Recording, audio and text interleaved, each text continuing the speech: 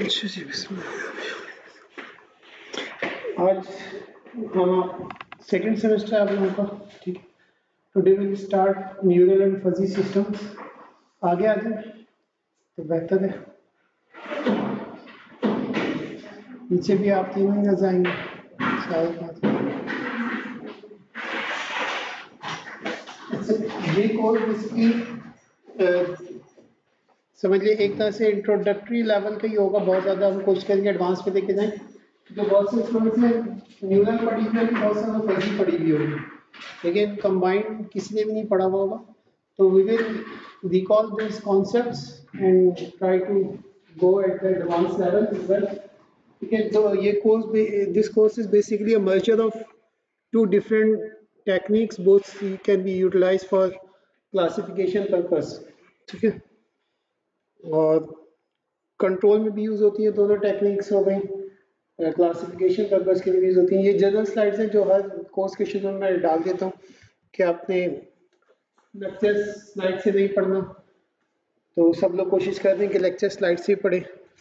कहता हूँ बुक से पढ़े, बुक से कोई नहीं पढ़ता, ठीक है। लेक्चर स्लाइड बहुत समराइज होती है, जनरल की पॉइंट्स हैं जो हर उसमें होते हैं। आपका MS MPhil PhD का कोर्स है, स्प्रिंग 25 स्टार्ट होता है, मंडे ट्यूसडे क्लास हुआ करेगी, ठीक है।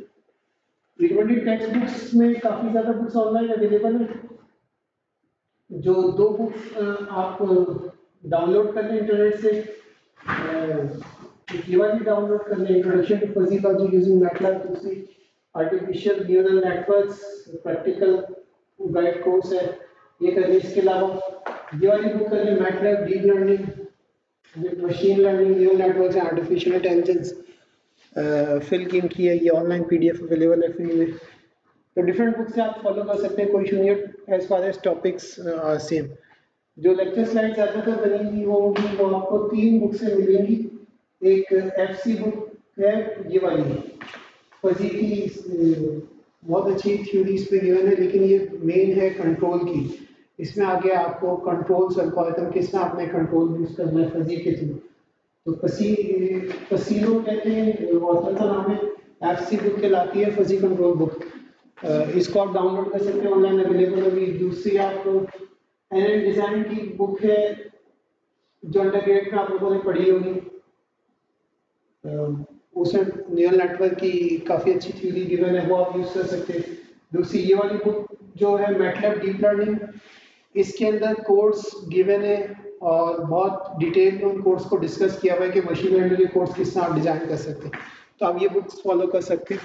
और इसके अलावा और भी बुक्स है, फजी लॉजिक यूजिंग मैटलैब, आप ये भी यूज़ कर सकते हैं। इसमें बताया है कि मैटलैब के थ्रू फजी लॉजिक को किस तरह इंप्लीमेंट करना है। बाय द वे मैटलैब सबको आती है, मैटलैब तो इशू नहीं है। आपकी कुर्सी खराब है, ठीक है। अच्छा जी, आप पाइथन यूज कर लीजिएगा, कोई इशू नहीं है।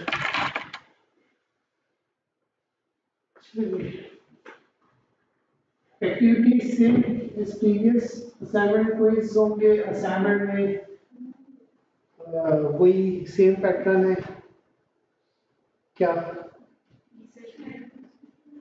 तो हम पहले ही कर रहे थे आप असाइनमेंट आपको याद है कि दो आप आपकी बड़े हो गए, सेकेंड सेमेस्टर में आ गए, तो अब आपने एक रिसर्च पेपर डाउनलोड करना है न्यूरल नेटवर्क का और एक करना है फजी लॉजिक का, ठीक है। तो जब फजी लॉजिक का डाउनलोड करेंगी तो उसकी सिमुलेशन आपने मैटलैब में करनी है, और अगर जब न्यूरल नेटवर्क का करेंगे तो उसकी सिमुलेशन भी मैटलैब में करनी है, ठीक है। तो दोनों सिमुलेशन आपने यहाँ पे प्रेजेंट करनी होगी आखिर के कुछ 1 या 2 हफ्ते में, क्योंकि कोर्स काफ़ी ज़्यादा है तो कोशिश करेंगे 5 to 10 मिनट्स की आपकी प्रेजेंटेशन हो, जिसमें आप दोनों सिमुलेशंस वगैरह अपने डिस्कस करके बताएंगे कि कौन सी सिमुलेशन बेहतर है, क्या है, प्रोज एंड कॉन्स बताएंगे किस तरह। मैंने जब ये वाला कोर्स पढ़ा था 2009 के अंदर, तो उस वक्त मैंने क्या किया था, मैंने एक फजी लॉजिक इम्प्लीमेंट करी थी और उसी के ऊपर मैंने नया पेपर डाउनलोड नहीं किया था, उन्हीं डाटा सेट पे, उन्हीं पैरामीटर्स पे न्यूरल नेटवर्क डिजाइन करके इम्प्लीमेंट किया था। फिर इसमें एक आता है न्यूरो फजी सिस्टम। न्यूरल और फजी को एक साथ पढ़ाने का मकसद ये है कि जो इसका एडवांस वर्जन होता है वो न्यूरल फजी सिस्टम कहलाता है, या न्यूरो फजी सिस्टम कहलाता है। वो इन दोनों का मर्जर होता है, तो उसके ऊपर वो भी इम्प्लीमेंट किया था। तो उसके ऊपर कंपैरेटिव एनालिसिस करके सबमिट कराया था प्रेजेंटेशन के लिए। तो आप लोग ये भी कर सकते हैं, ठीक है। लेकिन सिमुलेशन होनी चाहिए। सिमुलेशन के बगैर असाइनमेंट या प्रेजेंटेशन पेपर सबमिट नहीं होगा, एक्सेप्ट नहीं होगा, ठीक है।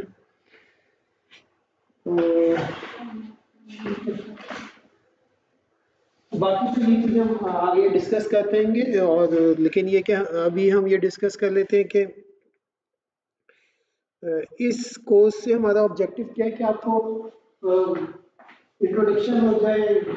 सॉफ्ट कंप्यूटिंग कहलाती है बेसिकली, जो फजी लॉजिक ऑप्टिमाइजेशन होती है, सॉफ्ट कंप्यूटिंग भी कहते हैं इसे। ये मॉडलिंग के लिए भी यूज होती है, ऑप्टिमाइजेशन के लिए भी टेक्निक्स यूज होती है, कंट्रोल के लिए भी यूज होती है, ठीक है। न्यूरल नेटवर्क भी इन सब चीज़ों के लिए यूज होता है, फजी भी यूज होता है, पैटर्न रिकग्निशन के लिए भी यूज होता है, क्लासिफिकेशन के लिए भी यूज होता है। ये भी इनके इम्प्लीमेंटेशन इंसान आपसे हम एक्सपेक्टिंग कि आप बेसिक ऑफ फजी लॉजिक और न्यूरल नेटवर्क आपको आनी चाहिए, उसको इम्प्लीमेंट करना आना चाहिए आपको, ठीक है। एटलीस्ट मैटलैब पे इम्प्लीमेंट करना चाहिए, कोई रियल लाइफ प्रॉब्लम पे इम्प्लीमेंट करना आना चाहिए। तो that's why we are asking कि you should download a research paper of fuzzy logic and neural network as well, और इसको इम्प्लीमेंट करें, ठीक है। क्योंकि अलोंग द कोर्स कोई इश्यूज आएंगे तो हम उसको रेक्टिफाई करते हैं ऐसे ऐसे, ठीक है। मैटलैब के टूल्स, मैटलैब के अंदर टूल बॉक्स बने हुए, न्यूरल का टूल बॉक्स भी बना हुआ है और फजी का टूल बॉक्स भी बना हुआ है। अगर आप पाइथन पे प्रोग्रामिंग करना चाहते हैं तो मोस्ट वेलकम, कोई इशू नहीं है।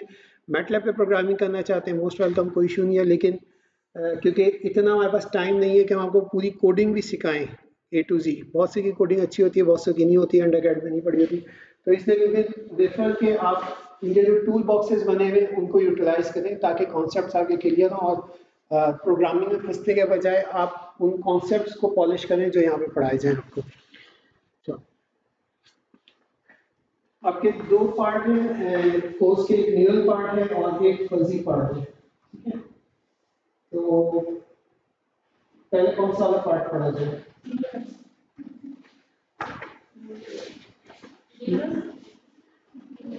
वोटिंग कर लेते हैं।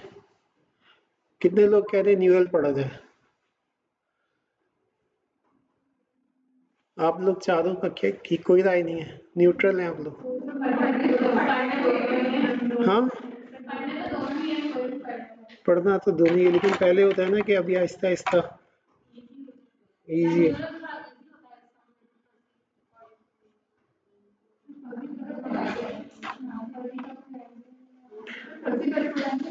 फजी किस किसने पढ़ा हुआ है पहले? मैंने दोनों नहीं पढ़े, मैंने न्यूरल थोड़ा बहुत पढ़ा हुआ है, इतना फजी आसान है, बहुत ही आसान है फजी। लेकिन सर इनका मतलब लिंक नहीं है न्यूरल से? नहीं, कोई लिंक नहीं है। फिर फजी में पीआईडी कंट्रोलर वगैरह, कौन से कंट्रोलर? पीआईडी कंट्रोलर फजी नहीं है। फजी से भी आप पीआईडी कंट्रोलर डिजाइन कर सकते हैं, लेकिन पीआईडी इज डिफरेंट। वो आपकी एरर एकम्युलेशन पे और एरर ऑफसेट्स पे मैथमेटिक्स लगती है, उससे करते हैं आप। प्रोपोर्शनल इंटीग्रल डेरिवेटिव गेन्स होती है, ठीक है। अच्छा, फजी आसान है। फजी में जो मैथ्स यूज करेंगे वो समझ लें कि जो पहली क्लास में बच्चा पढ़ता है ना, जो प्राइमरी में सेट्स पढ़ता है कि ये रियल सेट है, ये इंटीजर का सेट्स है, तो वो वाली सेट थ्योरी इसमें यूज होगी। पहले पिछले सेमेस्टर हमने कौन सी मैथ्स यूज करी थी? जो 9 मैट्रिक में अलजेब्रा होता है, लाइन इक्वेशन होते हैं, उससे भी नीचे ले गया हम लेवल। उसका आउटपुट हमें पता चल गया था, तो हमने कहा थोड़ा सा और इसको डीप डाउन कर देते हैं, ठीक है। तो डिसाइड किया आपने क्या पढ़ना चाहिए?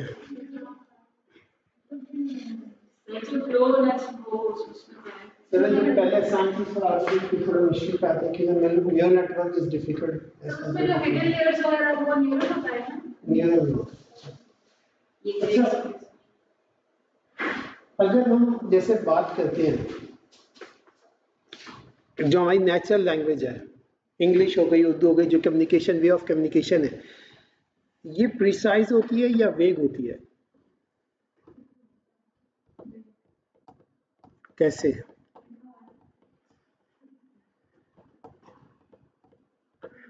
हर हर लिखी हुई चीज सही नहीं होती, ठीक है? प्रिसाइज होती है, वेग होती है। कैसे? अगर प्रिसाइज होती है तो कैसे होती है, उसको जस्टिफाई करें।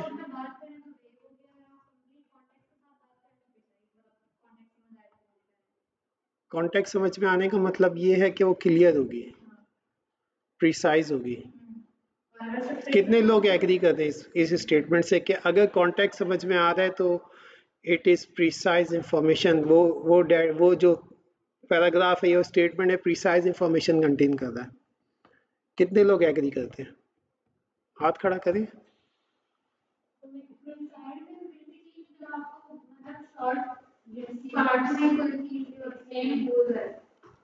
चले, एक और डेफिनेशन आ गई, शॉर्ट पार्ट में कोई चीज एक्सप्लेन हो जाए वो प्रिसाइज होती है, ठीक है? कितने लोग इस स्टेटमेंट से एग्री कर रहे हैं? आप एग्री करती हैं, आप तीन है, इनके 3 वोट होगा, इनके कितने वोट हुए? अच्छा, अगर मैं आपको फोन करूं और आप ऑफिस आ रहे हो, भाई आप कहाँ हैं, तो जवाब क्या होता है? सर बस 5 मिनट में पहुंच रहे हैं। सर मैं 5 मिनट में पहुंच रही हूँ। जवाब नॉर्मली जवाब ये होता है। कॉन्टेक्स्ट समझ में आ गया? शॉर्ट आंसर था, इंफॉर्मेशन मिल गई। नहीं, जो भी चीज़ अंडरस्टैंडिंग हो गई, क्लियरिटी आ गई आपको, भाई ये इधर है, कहीं पे मौजूद है। ये प्रिसाइज इंफॉर्मेशन नहीं है। जैसे मैंने आपसे पूछा था आप कहाँ हैं, लोकेशन पूछी थी, या आप कितनी दूर हैं, डिस्टेंस पूछा था आपसे, आपने जो है ना वो मुझे टाइम दे दिया कि 5 मिनट्स, और मैंने ओके कह के फ़ोन भी बंद कर दिया, ठीक है? तो कॉन्टेक्ट भी समझ में आ गया, शॉर्ट स्टेटमेंट भी हो गई, सारी चीज़ें हो गई, लेकिन प्रिसाइज इंफॉर्मेशन नहीं मिली, ठीक है? तो इसी तरह अगर आपसे जब हम लोग प्रोजेक्ट के वाइवा ले रहे होते, अक्सर देखा होगा स्टूडेंट से पूछते इसकी वैल्यू कैसे एक्यूरेट है, वैल्यू कैसे एक्यूरेट है, व्हाट डज एक्यूरेट मीन, ठीक है? तो ये नेचुरल लैंग्वेज। फिर हम कहते हैं give us an engineering value, कोई एक प्रिसाइज वैल्यू दे हमें, आप बोले कि भाई 90% एक्यूरेट है, या 10 में से 9 टाइम सही वैल्यू देता है ये, या मैंने आपसे पूछा आप कितने दूर हैं, तो आप कहना चाहिए था 1.5 किलोमीटर दूर, this is the precise information. लेकिन नेचुरल लैंग्वेज जो है, ह्यूमन कम्युनिकेशन जो होती है, वो वेग होती है, ठीक है? तो वेग होने की वजह क्या है कि आप ये तो नहीं करेंगे रुक जाएं सर 1 मिनट में गूगल मैप निकाल दूँ, आप अपनी लोकेशन भेजें, मेरी लोकेशन ये है, इतना इतना डिस्टेंस हो गया। तो नॉर्मली जो हम लोगों के पास एक जो मेजरमेंट यूनिट है जो सबसे इजी है कि भाई मेरा आइडिया है कि मैं रोजाना यहाँ इस पॉइंट से इस पॉइंट तक 10 मिनट में पहुंच जाता हूँ, तो मैं उन्हें आंसर कह देता हूँ कि 10 मिनट्स में मैं पहुंच जाऊंगा होपफुली। आगे बहुत से पैरामीटर इन्वॉल्व हो सकता है मैं बाइक पे आ रहा हूँ, बाइक पंचर हो जाए, सामने ब्लॉक हो रोड, कोई और XYZ रीजन हो जाए, रोड ब्लॉक नहीं हो तो गड्ढे हो तो मैं स्लो जाऊं, आज कल तेज चलेगा, तो XYZ रीजन हो सकते। तो time is not the correct answer, जो आपसे पूछा जाए वो आप इंटर करें। कंप्यूटर क्या करता है? कंप्यूटर से आप पूछिए, जब फॉर्म आपको बोले कंप्यूटर का फॉर्म, ठीक है, अगर वहां पे एज लिखनी है ईयर के अंदर, आप कहीं उस ईयर की जगह आप इंग्लिश में लिखे TEN10 या ईयर्स, कभी एक्सेप्ट करेगा? आंसर तो आप सही दे देना, लेकिन उसको जो चाहिए वो नंबर्स चाहिए। कंप्यूटर ये चीज़ नहीं समझ सकता। आप किसी को पेन से फिल करके दें तो वो समझ जाएगा हाँ ये भी वही चीज़ है, और यहाँ पे 1010 लिखा हुआ ये भी एक चीज़ है, ठीक है? तो कंप्यूटर के साथ जब कम्युनिकेशन हुई इनिशियल, तो कंप्यूटर 1010 समझता है, इसके अलावा उसे कुछ समझ में नहीं आता। तो लोगों को बड़ा ये फील हुआ कि कोई ऐसी लॉजिक होनी चाहिए, कोई ऐसा पैरामीटर्स होने चाहिए जो हमारी कन्वर्जन जो कन्वर्सेशन है उसको कन्वर्ट कर दे कंप्यूटर लैंग्वेज में, और कंप्यूटर हमारी जो अंडरस्टैंडिंग है उसे समझ सके। यहीं से फजी सेट थ्योरी निकली है, इसी के देखते हुए जो बायोलॉजिकल न्यूरॉन निकले कि ह्यूमन ब्रेन कैसे काम करता है। ठीक है, ह्यूमन ब्रेन कैसे काम करता है। एक मिनट, एक्सक्यूज मी।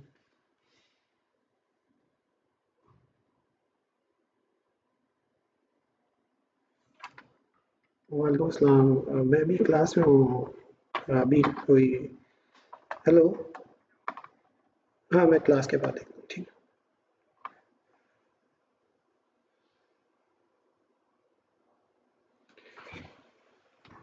ठीक है, हम लोग कहाँ पे थे?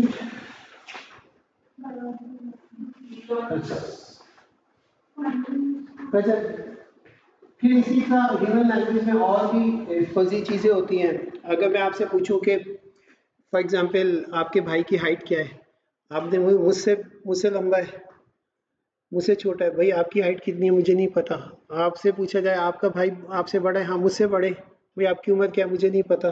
ठीक है, तो ये वेग होती है और ये जनरली आप देखें हमारी सोसाइटी में यूज़ होता है। भाई ये देखो, ये तो उससे भी लंबा हो गया, ये तो अपने चचा से भी लंबा हो गया, ऐसे स्टेटमेंट्स आते हैं ना जनरली। ठीक है, और ये चीजें जो है सारी वेग होती है। अब अगर मैं कंप्यूटर से बोलूँ मैनी कंप्यूटर, कंप्यूटर बोलेगा मैनी, तो मुझे समझ में नहीं आता, नंबर बताओ, 10 कंप्यूटर है, 20 कंप्यूटर है, 30 कंप्यूटर है, I don't know what does many mean. ठीक है, इसी तरह tall, taller than that person, shorter than that person, larger than this building. ठीक है, ये सारी चीजें जो है ना, he is younger than that person, तो ये सारी चीजें जो है ह्यूमन लैंग्वेज में बहुत कॉमनली यूज होती है।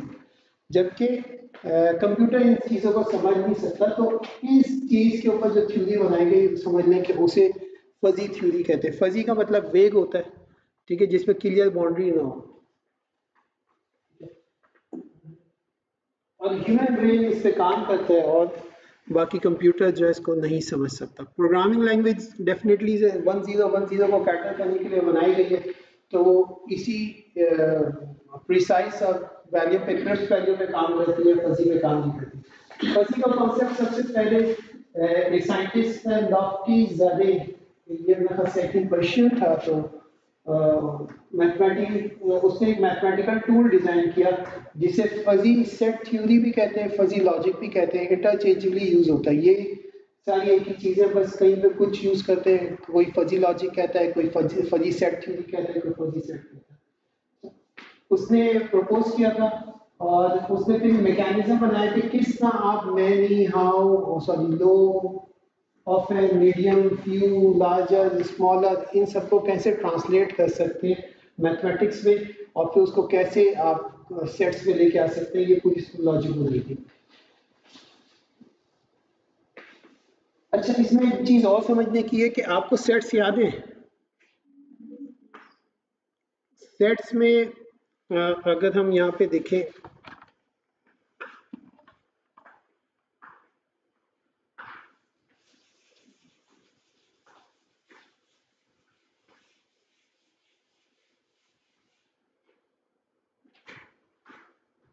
अगर मैं बोलूँ एक ए सेट है, sets of A B C F N, ठीक है, बी सेट है B C F G H, ठीक है, फिर इसका एक यूनिवर्सल सेट होता है जहाँ पे ए बी से लेके जो है ना वो जी तक सारे स्मॉल अल्फाबेट्स आ रहे हैं। क्या ए सेट के अंदर आपके पास एच है? नहीं है, तो मैं ये कह सकता हूँ H is not a member of set A. ठीक है, इसी तरह मैं ये कह सकता हूँ A is a member of set ए।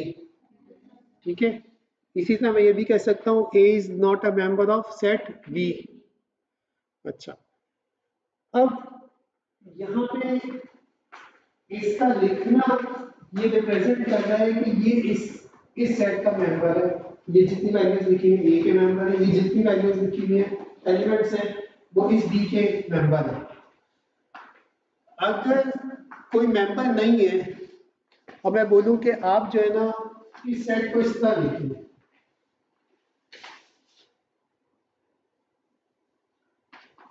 ए मौजूद है,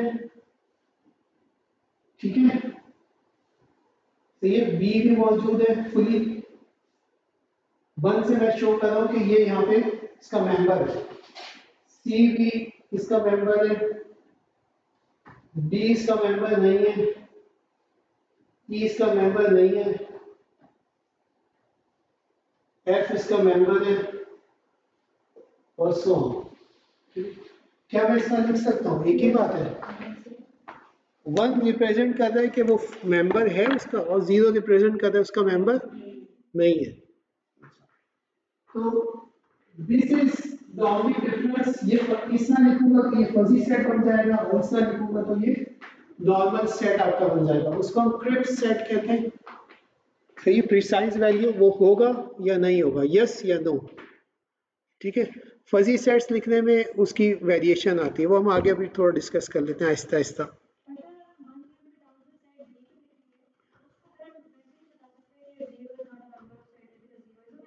जीरो तो उसकी रिप्रेजेंटेशन है ना, नम मेंबर तो नीचे वाली वैल्यूज है ए बी सी डी।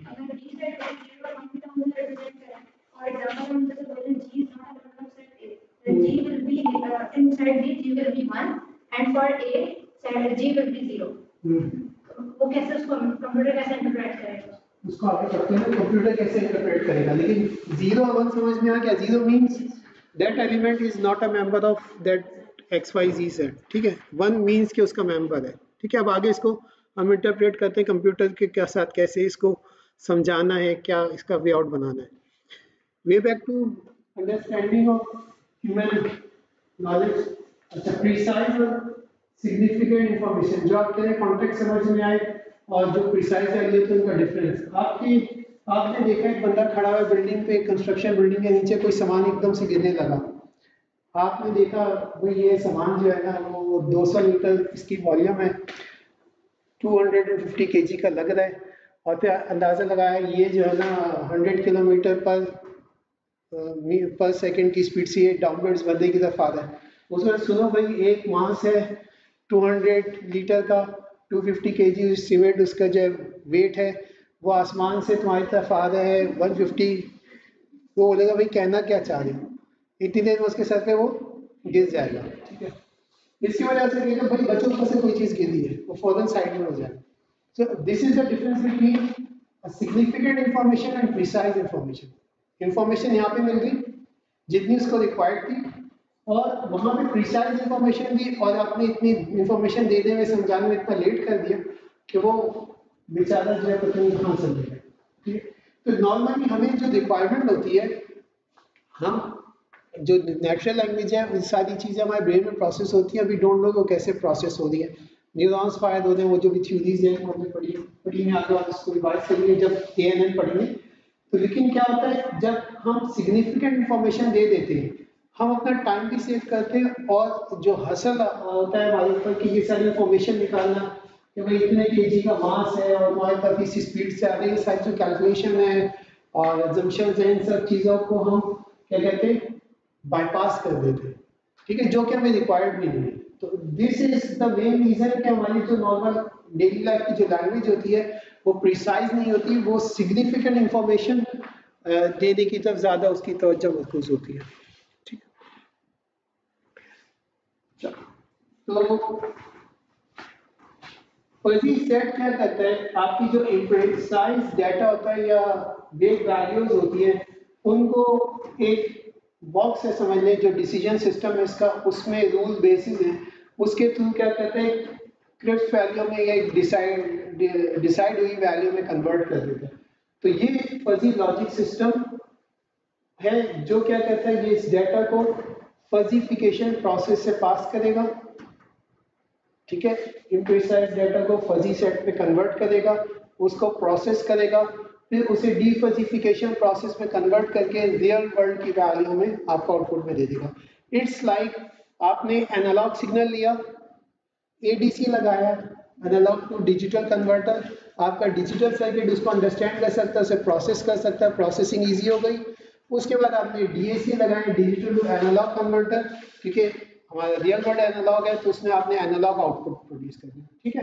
ये एनालॉगी दी है सिर्फ, लेकिन it's not like this, working same नहीं है, अलग अलग वर्किंग अंडरस्टैंडिंग के लिए, because you have basic understanding of ADC and DAC, ठीक है।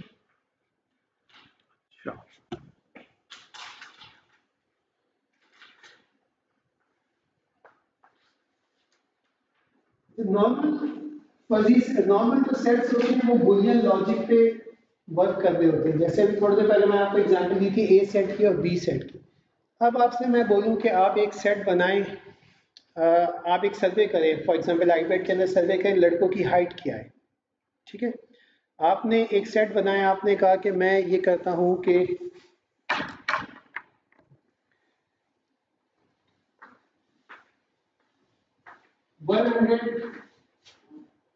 140 सेंटीमीटर से लेके 100, यहाँ पे क्या वैल्यू दी है, 79 है, 70, 81, 180 तक सेंटीमीटर तक हम कहते हैं ये स्मॉल है, हाइट इसकी क्या है, स्मॉल में आ रही है।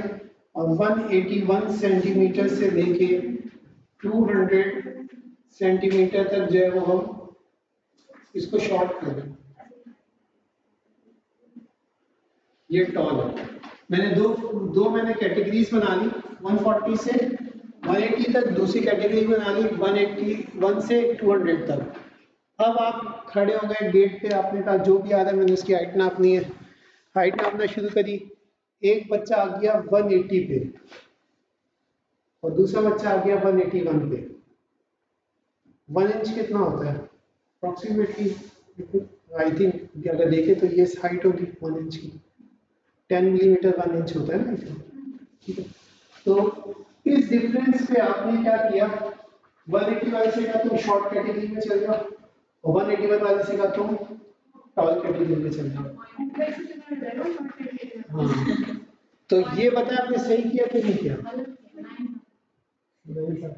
ठीक है, फिर आप क्या करेंगे इसका अगला स्टेप क्या होगा? आप कहेंगे नहीं, हाँ, आपने कहा यार तो बस 1 सेंटीमीटर का फर्क है, मैं एक काम करता हूँ कि मैं कैटेगरी चेंज करता हूँ, मैं कहता हूँ ये 179 से होगा आज से और तुम 180 के हो तो मुझे चल जाओ।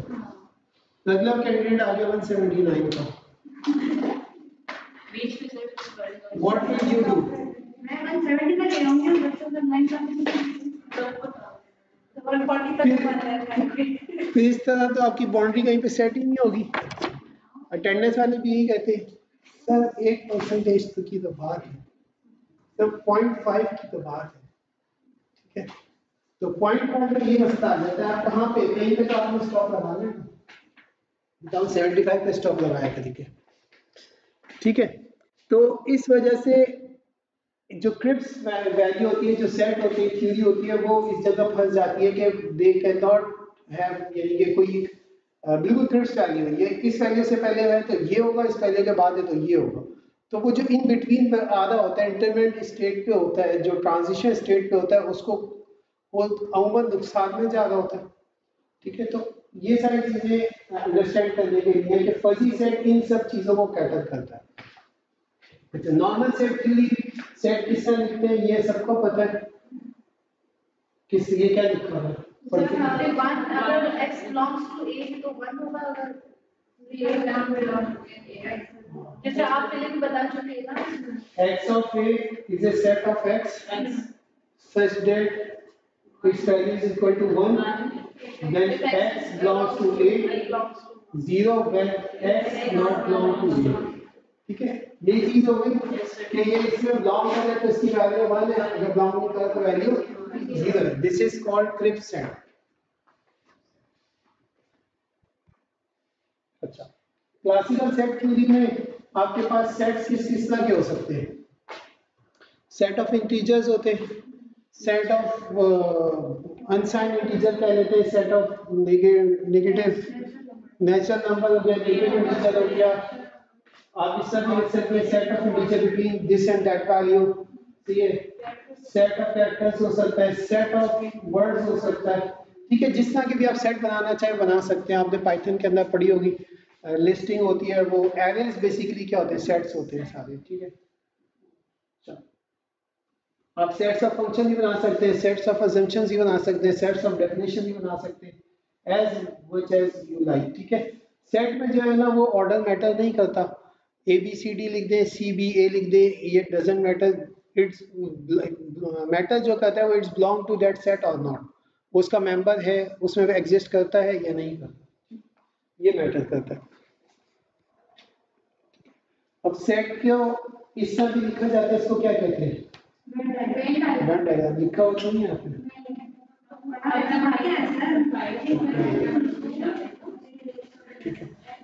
वेन डायग्राम कहलाती है। और वेन डायग्राम में क्या कहते हैं कि for example it's a Venn diagram of this set, तो इसकी बाउंड्री आप बना देते हैं और इस बाउंड्री के अंदर सारे एलिमेंट को शो कर देते हैं।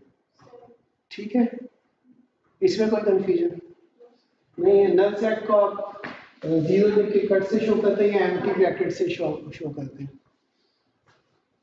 ठीक है, अच्छा, और इसमें क्या लिखा हुआ है? अच्छा, किसी भी सेट की बिलोंगिंग दिखानी हो तो आप कैसे बताएंगे?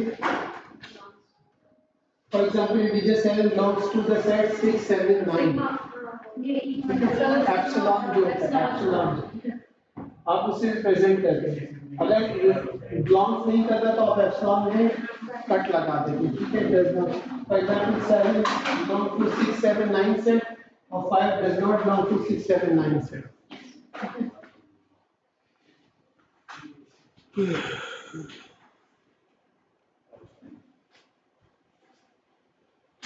अच्छा, यूनियन क्या होता है?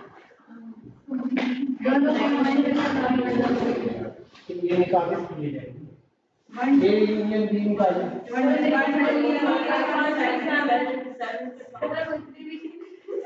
वेन डायग्राम बनाए इसकी।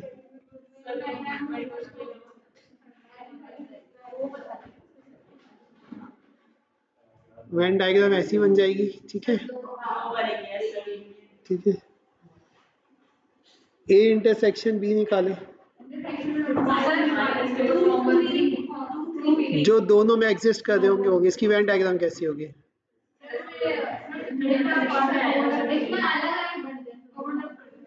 ओवरलैप जो होते हैं वो कलर्ड होगा। ठीक है, अब आगे क्या है? कॉम्प्लीमेंट कैसे निकालते हैं? यहाँ पे सबसे ज्यादा मसला आता है। Universal set minus A complement आ जाएगा। ठीक है, और इसको रिप्रेजेंट कैसे करते हैं? स्क्वायर में या रेक्टेंगल फॉर्म में जो है वो आपका यूनिवर्सल सेट है, वो शेडेड में आ जाएगा, और जो माइनस किया है सेट वो बगैर शेड के आ जाएगा। ठीक है, डिफरेंस कैसे निकालते हैं? ए माइनस बी क्या होगा? ये जो ए के बराबर पर जो बी में नहीं है उसका आंसर आ जाएगा, यानी सही कह रही है। जो कॉमन होंगे वो खत्म हो जाएंगे। ठीक है, ए में से। सही है, वेन डायग्राम बना लेंगे इसकी एग्जाम में आएंगे तो।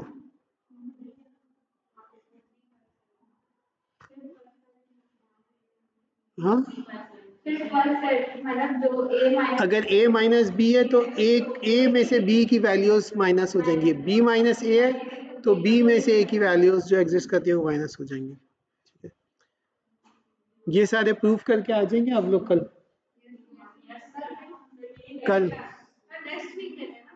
नहीं, कल क्लास लेंगे ना हम लोग एक एक्स्ट्रा। हाँ, कल भी लेंगे, परसों भी ले लेंगे क्लास। फॉर्म नहीं दिया इसने। तीन कोर्स ऑफर हो रहे हैं, neural and fuzzy system, research and methodology, और bio material and drug delivery, और एक है एमआरसी के। नहीं दूसरे। ठीक है, हमारी कोशिश ये होती है कि 3 कोर्स हो तो तीनों अलग अलग टीचर पढ़ाएं। ये मैं स्लाइड भेज देता हूँ अभी।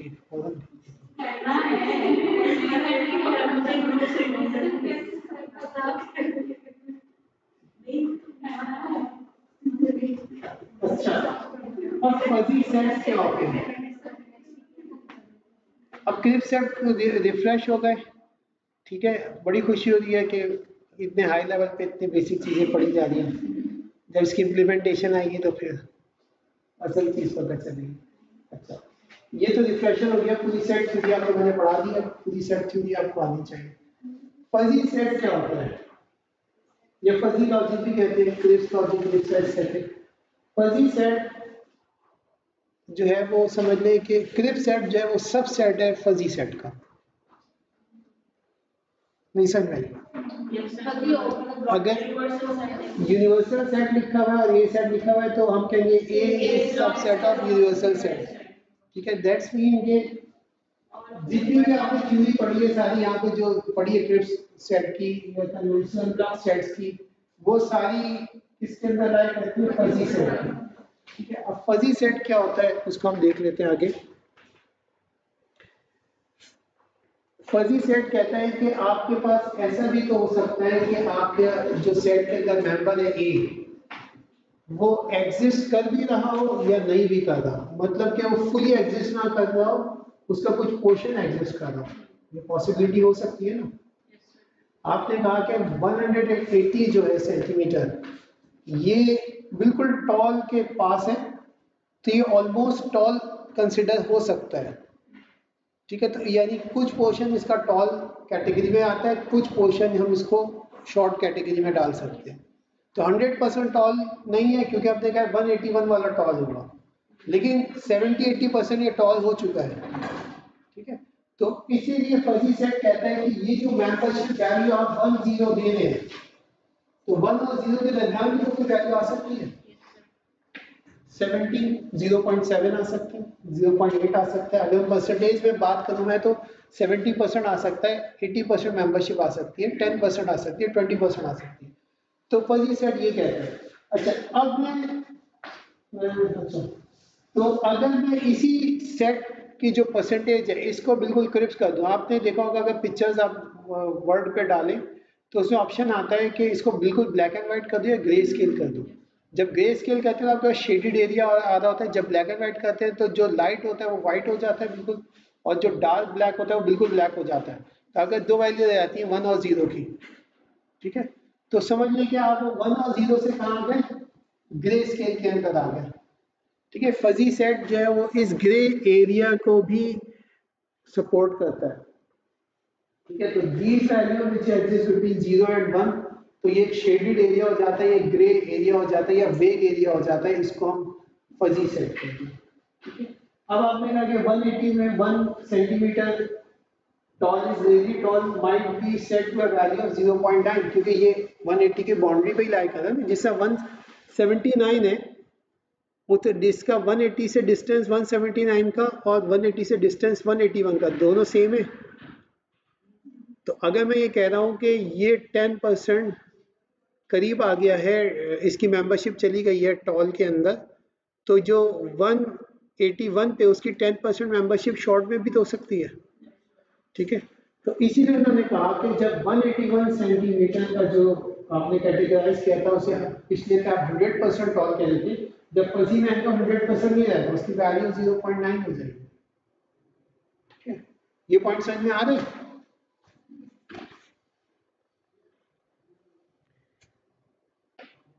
अच्छा, ये जब डिस्कशन आपकी समझ में आ गया तो ये चीजें आपको इस तरफ ले जाएंगी कि एग्जैक्ट रीजनिंग की तरफ ले जाएगी।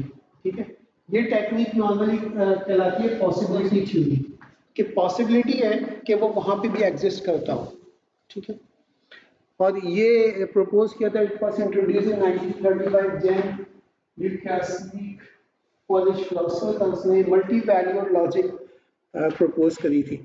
अच्छा, ये प्रपोज इसने करी थी और 1965 ने लॉफ्टी ने इसको बकायदा इसने आइडिया दिया था, उसने उसको स्ट्रक्चर करके फजी सेट थ्योरी डिजाइन करी थी। ठीक है, उसने पेपर अपना पूरा पब्लिश किया था, पूरी फजी सेट्स के नाम से सारी चीजें उसमें प्लेस डाउन करी। जैसे कि हम डिस्कस कर चुके हैं, इसको हम दोबारा डिस्कस नहीं करते। इन सब चीजों को फजी सेट कहते हैं। इसमें अगर कोई क्वेश्चन है यहाँ तक तो पूछ लें।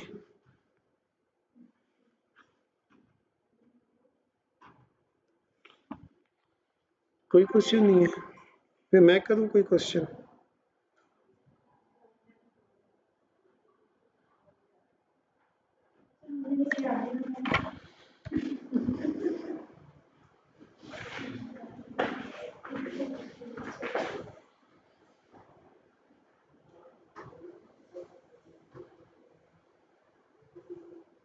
फजी लॉजिक को फजी लॉजिक क्यों कहते हैं?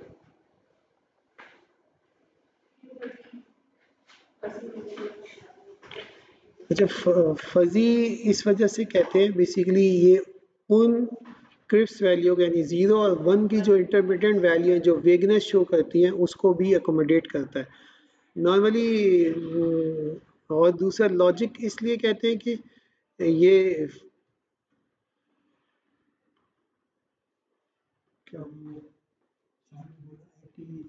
को छोड़ के मैं आ जाता हूँ, प्रोफेसर वहाँ रेसिपी में लेके आ जाएगा। ठीक है सर? नहीं बस आप कितनी देर में आ जाएंगे? ठीक।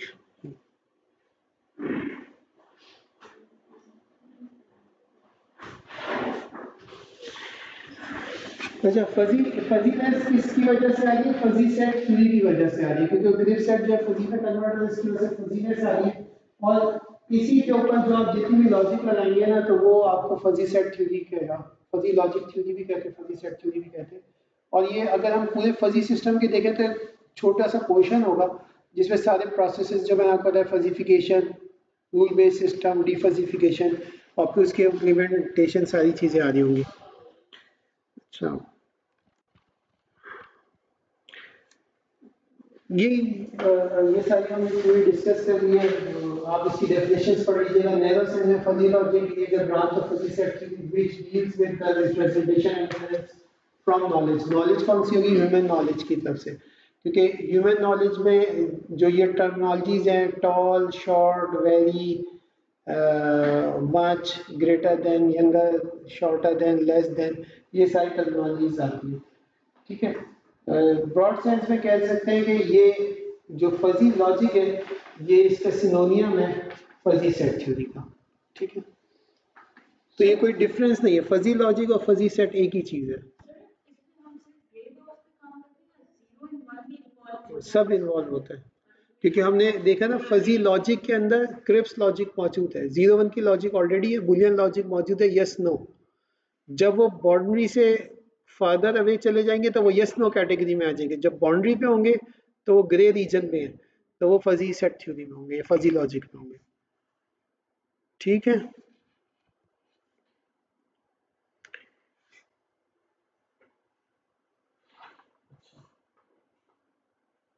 आगे चलेंगे। यहाँ कितना क्या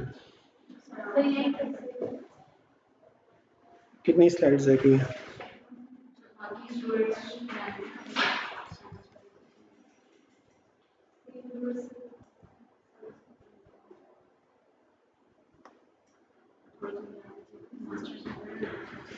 चले बस यहाँ तक इसको रखते हैं। और फिर क्योंकि आगे जो है ना थोड़ी सी एग्जाम्पल्स वगैरह इन्वॉल्व हो गई है, डिग्री ऑफ मेंबरशिप आ रही है, तो वो आपको थोड़ा अंडरस्टैंड होना चाहिए। लेकिन ये जो कॉन्सेप्ट है 1-0 का, ये आप लोगों ने रिवाइज करके आना है। और जो प्रॉपर्टीज़ हैं ये सारी मैं भेज दूंगा आज, ये आपने कल रिवाइज करके आना है। ठीक है।